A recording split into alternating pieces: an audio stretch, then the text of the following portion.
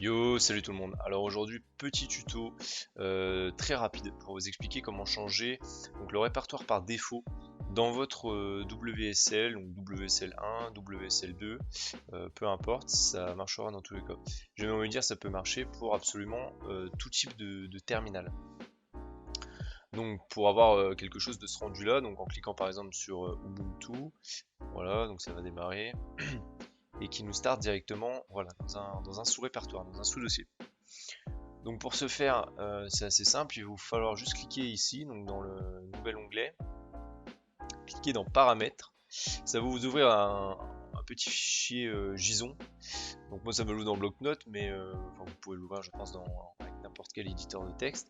Et voilà, donc une fois qu'on est dans le fichier JSON, donc on peut voir plusieurs choses. Pardon. Donc on a une liste ici de chaque terminal que l'on va pouvoir utiliser avec notre Windows Terminal. Donc on peut remarquer qu'on a le Windows PowerShell, le Command Prompt, donc le CMD, Ubuntu, j'ai Debian, etc., etc. Donc ici il y aura la liste de tous vos terminaux.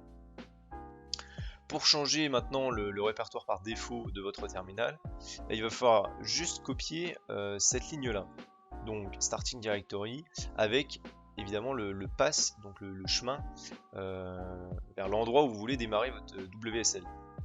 Donc moi par exemple, vous voyez ici c'est user mail desktop, etc. C'est exactement pareil que ce que j'ai copié ici.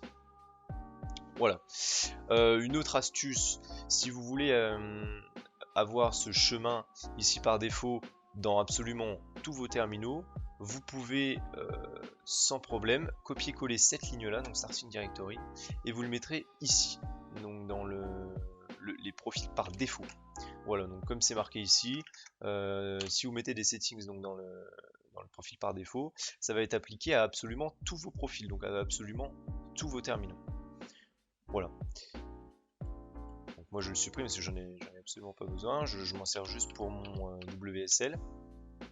Mais c'est une méthode qui marche aussi. N'oubliez pas aussi de, quand vous ajoutez votre ligne Starting Directory ici, de rajouter la petite virgule à la ligne du dessus. Voilà, sinon vous allez avoir une erreur. Bon, après l'erreur, elle sera très explicite, elle vous dira qu'il y a une erreur de virgule. Mais voilà, voilà c'est tout. Au revoir.